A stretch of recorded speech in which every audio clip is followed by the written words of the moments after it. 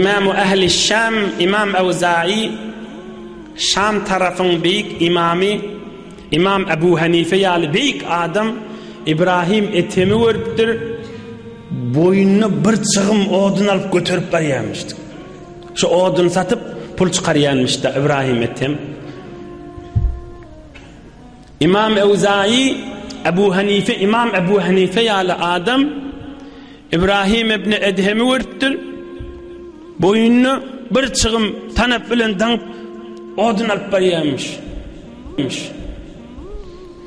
Ohum İmam Evza'i aydıptır. Ya Eba İshak ila meta hâzâ yakfûnek ihvânuka. Ey İbrahim Edhem deyiptir.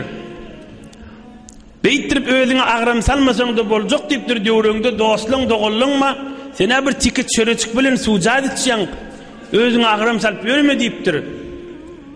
İşin idinle geziyen, işleyen oğlalla Allah için size savgattır ha şu vururlar. İbrahim Edhem name deyiptir.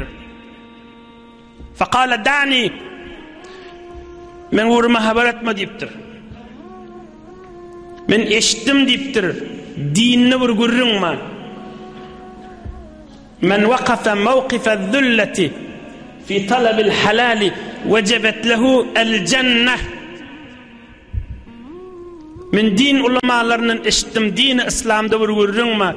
Çörek çıkaracak deyip bir horluk görse şuna cennet vacip bollu deyip eşittim deyiptir.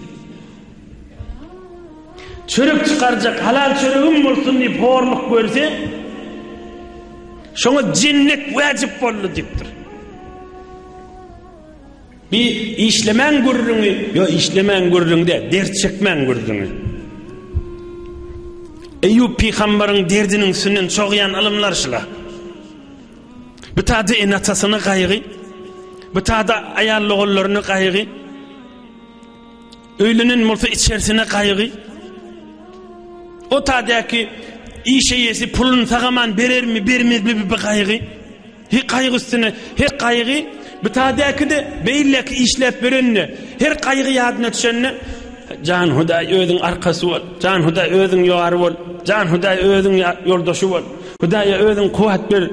Hey Hudaya, ey Can Huday, ey Can Huday özün arkası ol, ey Can Huday deyip tu. Hança derecesi kalp var ya da Allah'ın yanına. Yine bir vururun namiden mollu, işlep veren, ırskılın idinne, horluk çekip, yüreğinden kaygı geçe, yani tiki açıklayıp ayttık da.